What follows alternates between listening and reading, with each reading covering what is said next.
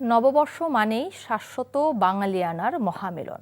তাই তো নতুন বছরকে বরণ করে নিতে চারদিকে চলছে মহা আয়োজন। ইতিমধ্যে বর্ষবরণের সব প্রস্তুতি শেষ করেছে আয়োজকরা। এখন শুধু অপেক্ষা নতুন ভোরের। বাঙালির সর্বজনীন উৎসব নির্বিঘ্ন করতে আইন শৃঙ্খলা রক্ষাকারী বাহিনী বিশেষ নিরাপত্তা ব্যবস্থা গ্রহণ করেছে। কোনো ধরনের নাশকতার আশঙ্কা নেই বলেও জানানো হয় তাদের পক্ষ থেকে।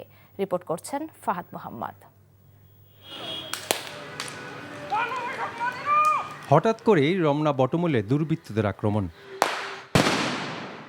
উদ্দেশ্য রমনা বটমূলের মহা আয়োজনে বিশৃঙ্খলা সৃষ্টি করে জানমালের ক্ষতি করা। কিন্তু দুর্বৃত্তদের সেই উদ্দেশ্য সফল হতে দেয়নি আইন শৃঙ্খলা রক্ষাকারী বাহিনী।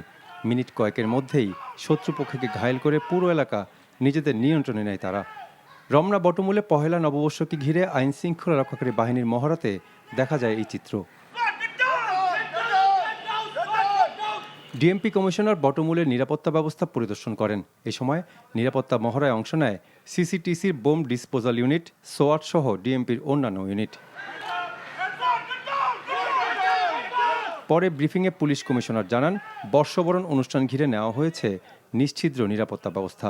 আমরা 18,000 নিরাপত্তা কর্মী পুলিশ অফিসার নিয়োগ করতেছি, সাথে র্যাব আছে, বাংলাদেশ আর্মি আছে, এটিইউ আছে এবং অন্যান্য গোয়েন্দা সংস্থাও আমাদেরকে সাহায্য করতেছে। এখন পর্যন্ত কোথাও থেকে কোনো এরকম কোনো ঝুঁকির কথা আমাদেরকে জানানো হয় নাই। সো আমি তার ভিত্তিতে বলতে পারি যে এখন পর্যন্ত কোনো ঝুঁকি নেই।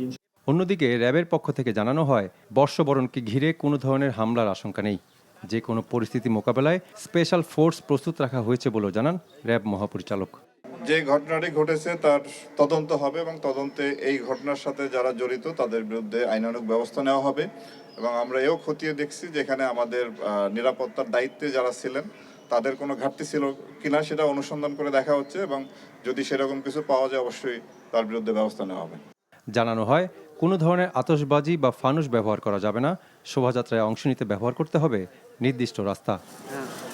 Fahad Mohammad, NTV news, Dhaka. Bundle থাকলে প্রতি সেনমানিতে টাকা বাঁচবে। বিকাশ সেনমানি বান্ডেল কিনে জিতুন প্রতি লেনদেনে।